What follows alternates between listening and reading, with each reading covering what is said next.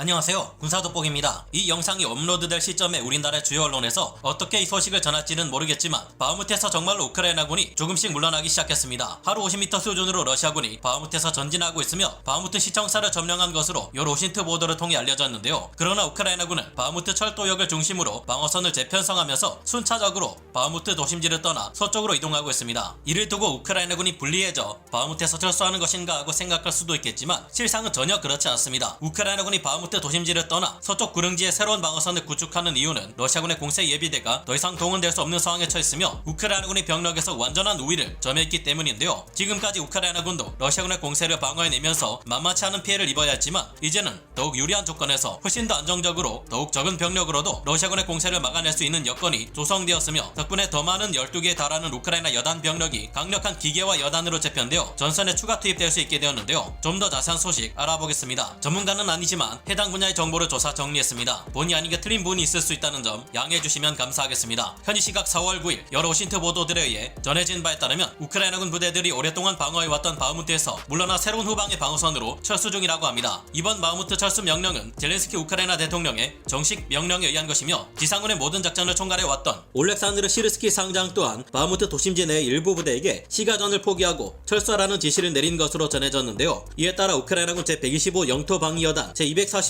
영토방위여단, 그리고 제93 기계화 여단, 제3작전 여단, 체첸 여단 예하, 세계 대대 등의 전력이 바흐무트에서 빠져나가게 됩니다. 여러 오신트 소식에 의하면 이들 전력들은 서로를 엄호해 가면서 바흐무트 도심지 중앙에 있는 철도선을 1차 철수선으로 삼아 후퇴를 실시하고 있는 것으로 보인다고 합니다. 이 1차 철수선과 철도역마저 러시아군에게 넘어가게 될 경우 더 이상 우크라이나군도 바흐무트를 지켜내는 것은 어려울 수도 있을 것으로 예상되고 있습니다. 그동안 우크라이나군 또한 치열한 전투를 통해 러시아군을 방어하면서 파괴당한 전차 및 장갑차들이 나타나고 있는데 이 장비들은 제93 기계화 여단이나 제53 기계화 여단의 것으로 파악되었습니다. 우크라이나군은 그동안 서로 많은 갈등을 빚어왔던 바그너 그룹과 러시아 정규 공수군이 갈등을 봉합하고 함께 편성된 스톰제트 보병대를 바흐무트 도심지 북부 지역과 남부 지역에 계속해서 투입시켜 막대한 피해만 증가시키는 무리한 공세를 여전히 이어가고 있습니다. 이들은 여전히 바흐무트의 북쪽과 남쪽에서 진격해 점령지를 넓히고 끝내 바흐무트 도심지로 이어지는 세계 보급로까지 진출하게 될 경우 바흐무트를 포위할 수 있다고 판단하고 있는데요. 바로 차시우 야르에서 흐로모우를 지나 바흐무트로 이어지는 O0506 도로와 이바니우스크의 방면에서 바흐무트로 이어지는 T0504 즉 H32 도로, 그리고 나머지 하나의 보급로가 러시아군 손에 들어갈 경우 우크라이나군 또한 바흐무트 시가지에서 싸우는 부대의 전투 효율이 크게 떨어질 우려가 제기되고 있습니다. 그러나 현재 바흐무트 지역에는 우크라이나군이 15개 여단 규모의 전력을 배치시켜 놓은 상태이고 바흐무트를 공격하는 러시아군의 주력인 스톰제트 보병들은 소규모 경보병 부대에 불과하기에 도심지 내부에서 버티는 우크라이나군의 기계화 여단 전력을 포위 섬멸하는 것이 어렵다고 우크라이나군 당국과 여러 오신트 전문가들 및 국제 정보기관들은 평가하고 있습니다. 러시아군은 바흐무트를 더욱 크게 포위 공격하기 위해 남쪽의 아우디이우카를 공격했지만 더 이상 진격하지 못했고 오히려 한 개 중대가 완파되는 큰 피해를 입고 후퇴했습니다. 또한 마린카에서는 러시아군이 이 지역을 점령하기 일보 직전이라더니 어느새 우크라이나군이 이 지역에서 반격을 가해 오히려 러시아군이 수세적인 입장에 처하게 되었습니다. 게다가 북부의 스바토우크렘이나 시베르스크 전선에서도 우크라이나군의 방어선이 잘 지켜지고 있으며 곧 러시아군이 테르니 방면으로 공세를 가하기 위해 다수의 병력을 집결시키고 있지만 이마저도 실패할 가능성이 높은 상황입니다. 해당 지역에서 러시아군은 공세를 가할 역량이 크게 부족한 상태이고 우크라이나군은 매우 오밀조밀하게 참호선을 구축하고 있어서 유리한 것은 여기서도 우크라이나군인데요. 게다가 우크라이나 군사정보국의 최근 판단에 따르면 이제는 바흐무트를 공격하기 위한 러시아군의 전략 예비대 전력이 거의 대부분 소진되었으며 우크라이나군이 최근 바흐무트에서 철수하기 시작한 것도 이제는 바흐무트에서 우크라이나군이 확실한 전력상의 우위를 확보했기 때문인 것으로 알려졌습니다. 오죽하면 바그너 그룹의 수장인 예브게니 프리고진마저 러시아군 스톰제트 부대들의 치명적인 약점 3가지를 거론할 정도인데요. 그가 밝힌 바에 따르면 현재 러시아군의 문제점은 첫째, 적절하게 조직된 지휘 통제 체계가 없다는 점, 둘째, 크게 노출된 병력의 측면이 우크라이나군의 공격이 쉽게 무너질 수 있다는 것입니다. 셋째는 더 이상 전투를 지속하기 어렵게 만들 정도의 극심한 탄약 부족 문제입니다. 이제는 계획대로 우크라이나군이 바흐무트를 포기하고 물러나도 방어선을 바흐무트 도심지 서부 외곽 지역에 있는 구릉지로 옮기게 될 경우 러시아군은 더한 고난에 처하게 되는데요. 바흐무트 도심지는 평균 해발 90m 지역인 반면 그 서부 외곽의 이 구릉지들은 해발 100m에서 180m 이상에 이르며 그보다 더 높은 곳들은 250m에서 300m 높이에 달하는 언덕이라 이곳은 우크라이나군이 방어전을 수행하기에 바흐무트보다 훨씬 유리하며 방어전을 수행하는 동안 입는 손실과 피해도 훨씬 작아진다는 장점이 있습니다. 우크라이나는 현재 4월 말이나 5월 첫째 주쯤 대공세를 시작할 것으로 전망되고 있는데 이때까지 순차적으로 바흐무트 내의 우크라이나군 병력들을 3개에서 4개 정도 여단만 남기고 나머지 12개 여단에 달하는 전력을 재편할 것으로 보입니다. 그 후에는 바흐무트를 포위하고 있는 러시아군을 더욱 큰 범위에서 둘러싸는 하객진 형태의 포위 기동을 시작해 일망타진할 것으로 보이는데요. 러시아군 측에서 문제는 이 같은 상황이 뻔히 예상되는데도 불구하고 러시아군 측에서는 계속해서 무리하게 공세를 가하고 있다는 점인데요. 이 공세가 바흐무트 서부 외곽의 구릉지까지 이어질 경우 고지르 선념의 지형적 요건으로도 유리하고 병력의 숫자와 화력면에서도 훨씬 더 우세한 바흐무트 지역 우크라이나 군으로서는 앞으로 더욱 손쉽게 러시아군 병력에 피해를 강요할 수 있습니다. 게다가 앞으로 우크라이나군에 결국 열화우라늄 전차 포탄이 제공될 것으로 보여 사실상 T-62 전차, T-55 전차가 주력인 러시아군의 전차부대에게 있어 큰일이 났는데요. 얼마 전 영국은 우크라이나에 챌린저2 전차뿐만이 아니라 이 전차에서 사용할 수 있는 강력한 열화우라늄 탄을 제공하기로 했기에 러시아가 핵무기에는 핵으로 대응할 것이라는 큰 반발을 일으킨 바 있습니다. 그런데 영국에 이어 미국 또한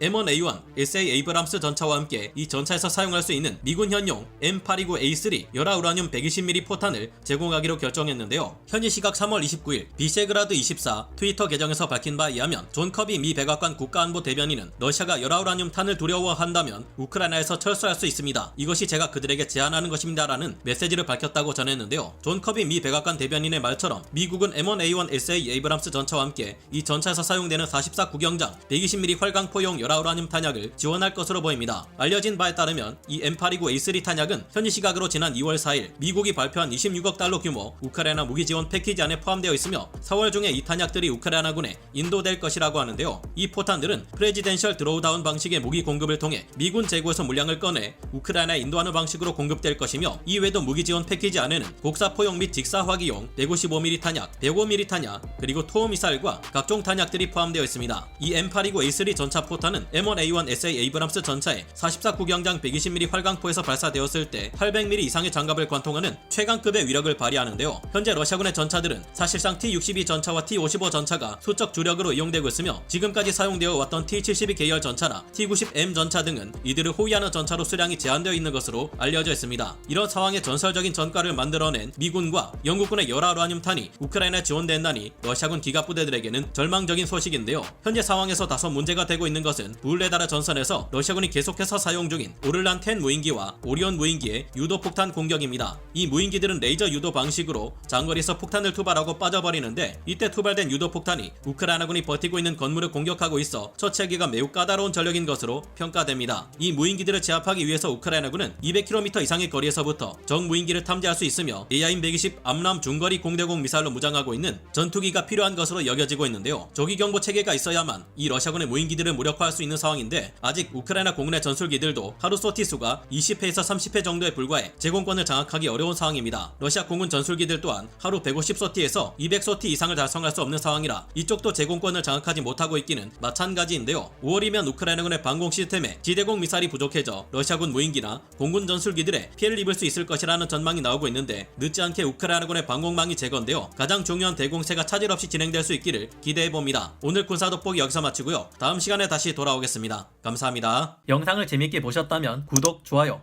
알림 설정 부탁드리겠습니다.